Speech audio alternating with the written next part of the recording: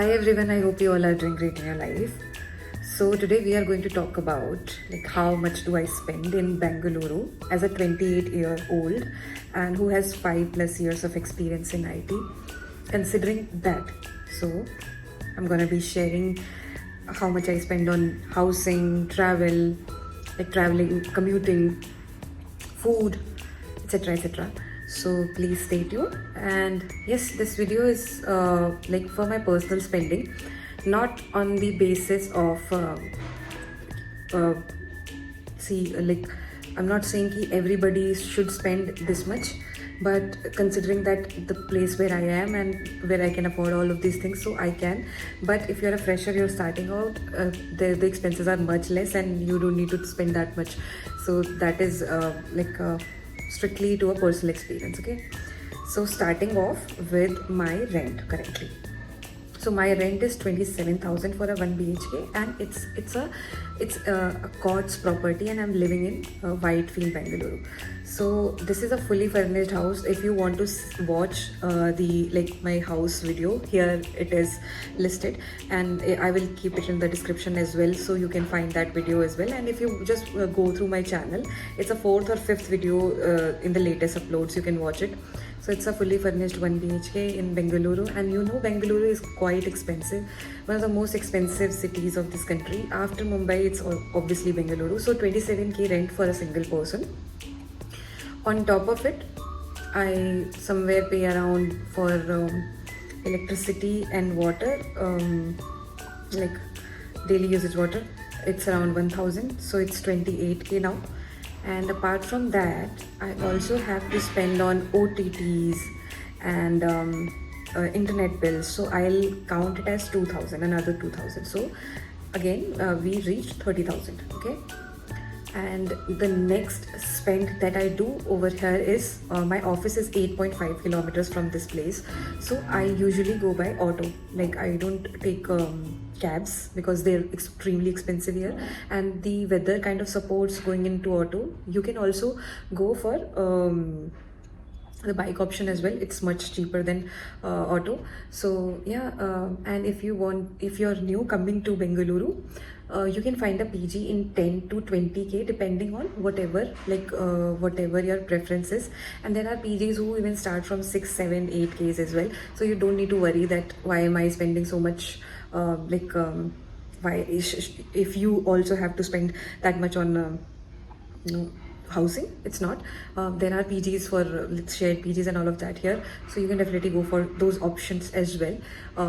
So yeah, it's my just personal choice to stay here. So yeah, and if you go for housing in the societies in Bengaluru, if you really want to know about that, it starts from 45k. So it's again not in my budget to go over there. So again, it's a standalone building, and it's by Courts. So yeah, I think I'm going again and again on the housing part. So let's stick to housing. 27k, 2000 for OTT and other internet bills, mobile bills and all of that, and 1000 was for electricity plus water. Okay, and on top of it, I'll also have to pay 500 for power backup.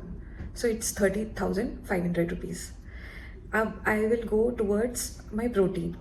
So every month I buy a protein which costs around 3,000 or so, not less than that. So I'll count it as 3,500 because I go on a higher range as well. So it's now 34,000. Okay, and apart from it, when I commute by auto, which the topic that I've forgotten.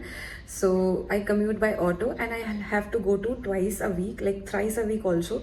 So I'm counting it as every time when I go by auto, it's 200 minimum to go. So both ways I'm counting 400. I sometimes use bus as well.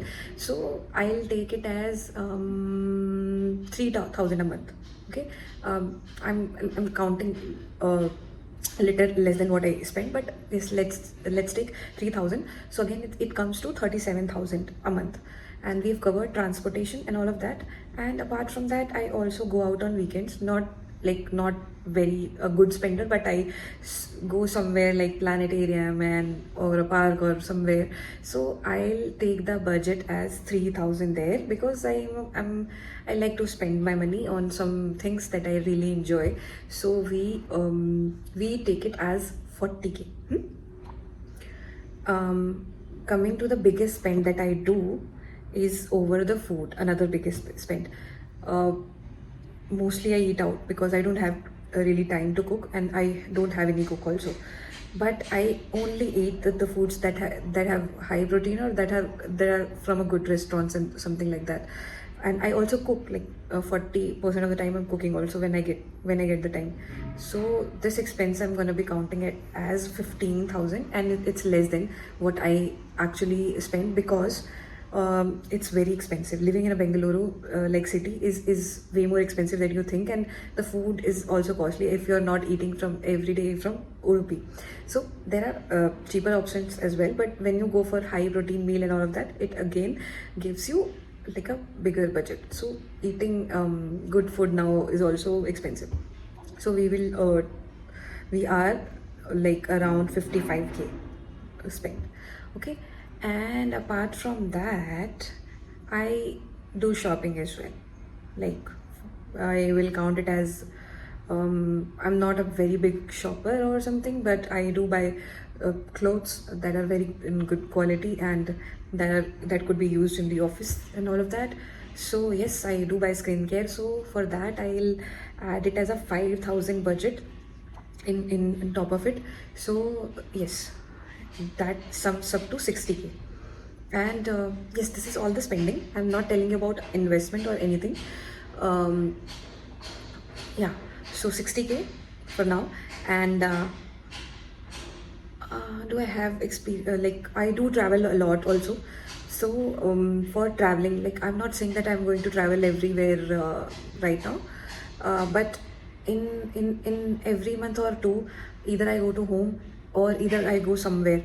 So for that, I'm currently taking a budget of 15K, which is, yes, again less than what I spend. So this is I keep for traveling. Okay, so considering that 75K is the actual spend that I do in a month, but this is not like, if you really want to know that how I spend my salary or how I spend on other things, I do spend on like 20K every month. I keep it in my investments, like in stocks or in mutual funds or somewhere I keep it.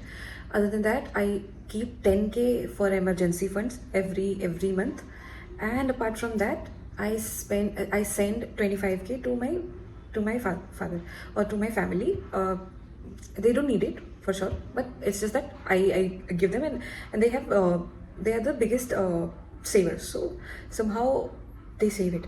So yeah, that is it. And there are miscellaneous things that I purchased because I'm newly shifted, so those are other things.